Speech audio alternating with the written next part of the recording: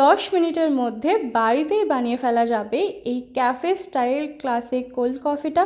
তো চলো কীভাবে বানাবে দেখা যাক।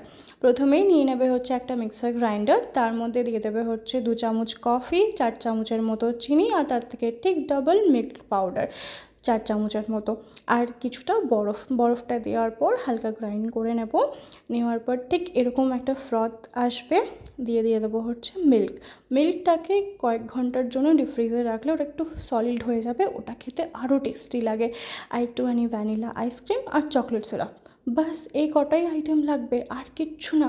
আর ক্যাফে স্টাইল বানানোর জন্য গ্লাসটাকে হালকা একটুখানি ডেকোরেট করে নেবে চকলেট সিরাপ দিয়ে, আর তারপর সেটাকে ফ্রিজে সেট করতে রেখে দেবে মোটামুটি 1 ঘন্টার জন্য। তাহলে এই লিকুইডটা দিলেও আর নষ্ট হবে না।